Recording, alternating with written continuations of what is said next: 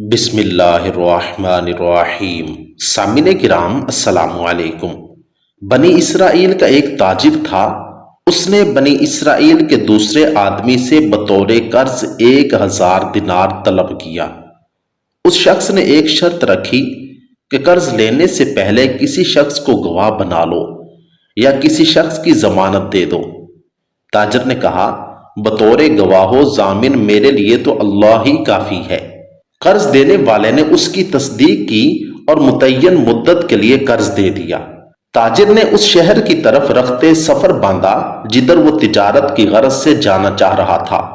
چنانچہ وہ شخص اس شہر میں پہنچ کر تجارت کرنے لگا اور بہت سارا نفع کمایا، اور جب قرض واپس کرنے کا مقرر کردہ وقت قریب آیا تو اس نے گھر واپسی کا ارادہ کیا تاکہ وہ مقررہ وقت پر انہیں قرض لوٹا سکے۔ بدقسمتی سے انہیں گھر واپس لوٹنے کے لیے کوئی بھی بحری جہاز نصیب نہ ہو سکا۔ اب وہ سوچنے لگا کہ اب کیا کرے، متعین وقت پر پیسے لوٹانا ہے اور جہاز بھی نہیں ملا۔ اس لیے اس نے ایک لکڑی اٹھائی اور اسے کلید کر اس کے اندر 1000 دینار اور ایک خط رکھ دیا اور اس کے منہ کو اچھی طرح بند کر دیا اور سمندر پر آیا اور کہنے لگا کہ اے اللہ، تو جانتا ہے میں نے فلاں شخص سے 1000 اشرفیاں قرض لی تھیں اور اس نے مجھ سے ضمانت مانگی تھی، تو میں نے کہا تھا اللہ ضمانت کے لیے کافی ہے، اور اس پر راضی ہو گیا تھا، حالانکہ اس نے مجھ سے گواہ بھی طلب کیے تھے۔ چنانچہ میں نے کہا اللہ گواہ کے طور پر کافی ہے، تو وہ تجھ سے راضی ہو گیا تھا۔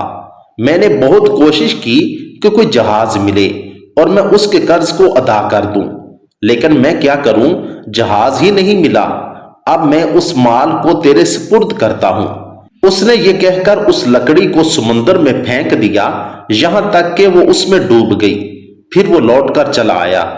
اس کے بعد بھی وہ اپنے شہر کے لیے جہاز ڈھونڈتا رہا، اور وہ شخص جس نے قرض دیا تھا وہ سمندر پر اس خیال سے گیا کہ کوئی جہاز آئے اور اس کے قرض کے دینار لائے۔